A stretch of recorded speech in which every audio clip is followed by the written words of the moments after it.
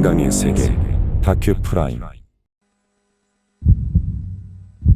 인간의 심장, 우리를 살아있게 하는 복잡한 기관입니다.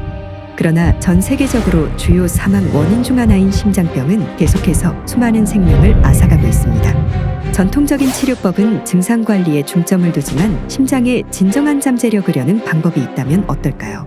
인체의 모든 세포에서 발견되는 천연화합물인 이것을 여러분이 기억 속에 입력해보세요. 앞으로 정확하고 더 좋은 건강 정보를 받아보시려면 구독과 알람 설정을 해보세요. 그것은 절대로 나쁜 행동은 아닐 겁니다. 여러분의 건강을 위해서라도요. 심장이 제대로 기능을 하지 못해 심장 이식 수술을 기다리던 신부전 환자가 이것을 일정 기간 복용 후 수술 없이 회복되었다면 이것이 바로 기적 아닐까요? 믿기 힘드시겠지만 지금부터 기적의 문을 두드려 보겠습니다. 이 이야기는 닥터 레이스트랜드 박사의 저서 당신의 주치의가 영양의학을 모른다면 당신을 죽일 수도 있다에 실린 실제 사례입니다. 닥터 레이스트랜드의 오랜 친구인 웨인 씨는 수개월 전 독감을 앓은 후 몸이 지치고 피곤하고 기운이 너무 없는 탓에 병원에서 엑스레이 촬영을 하게 됩니다. 촬영된 엑스레이에서 보여지는 심장의 크기가 너무나 커져 있어서 초음파 검사까지 하게 되는데요. 검사 결과 심박출률이 17%로 확인되었죠.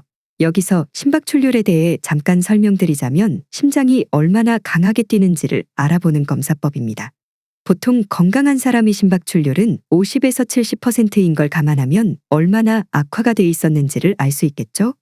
의학계에서는 심박출률 40% 미만을 박출률 저하 신부전, 30% 미만의 경우부터는 심장이식을 생각하기 시작합니다. 닥터 레이스트랜드의 오랜 친구인 웨인 씨는 검사 결과 바이러스성 심근병증 진단을 받게 됩니다.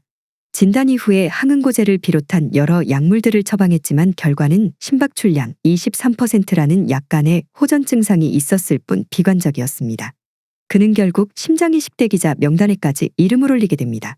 심장이식을 기다리는 동안 항산화제와 미네랄 등을 투여했지만 결과는 만족스럽지 못했었죠. 고통스러운 날들을 기다리던 친구 웨인에게 닥터 레이스트랜드는 이것을 투여하기로 결정합니다. 왜냐면 그는 더 이상 잃을 것이 없었기 때문이죠.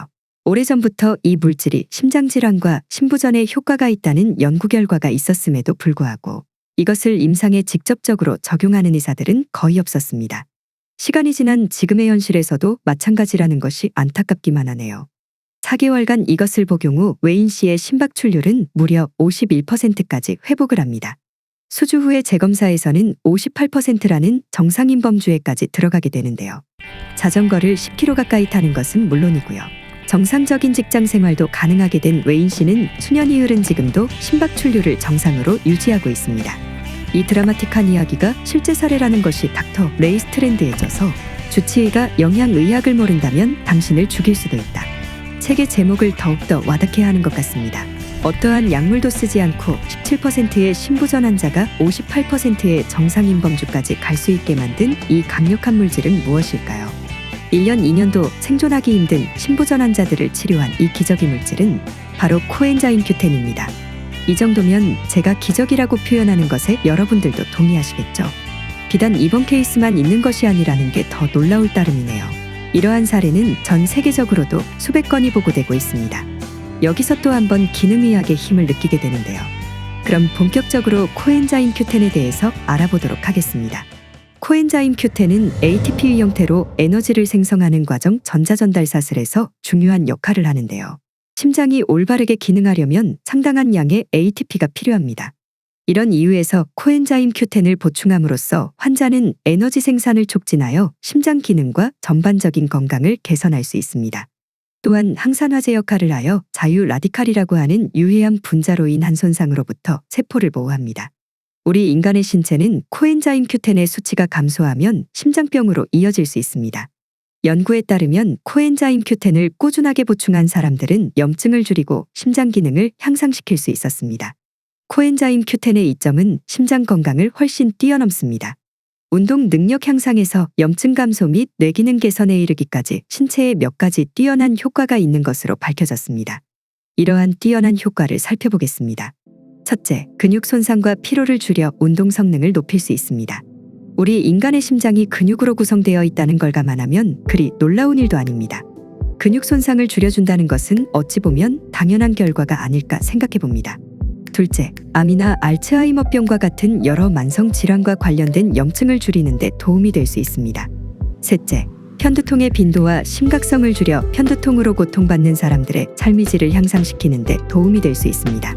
넷째, 특히 파킨슨병 및 알츠하이머병과 같은 신경퇴행성 질환이 있는 개인의 뇌 기능을 향상시킬 수 있습니다.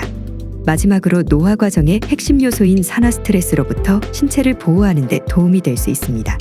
그렇다면 왜 더 많은 사람들이 코엔자임 Q10 보충제를 복용해야 할까요? 그 이유는 나이가 들면서 우리 몸은 코엔자임 Q10이 덜 생성되고 많은 사람들이 식단에서 충분히 섭취하지 못하기 때문입니다. 또한 내장육 및 기름진 생선과 같은 코엔자임 Q10의 가장 좋은 공급원 중 일부는 일반적으로 소비되지 않습니다. 그러나 보충제의 인기가 높아짐에 따라 코엔자임 Q10에 필요한 복용량을 얻는 것이 더 쉬워지고 있습니다. 그럼 오늘의 마지막으로 코엔자임 Q10의 종류와 하루 복용량에 대해서 설명드릴게요. 코엔자임 Q10에는 유비퀴논과 유비퀴놀 두 가지 형태로 판매되고 있는데요. 유비퀴논은 코엔자임 Q10의 산화형이고 유비퀴놀은 환원형입니다. 신체는 유비퀴논을 유비퀴놀로 전환할 수 있지만 이 과정은 나이가 들면서 덜 효율적이 됩니다.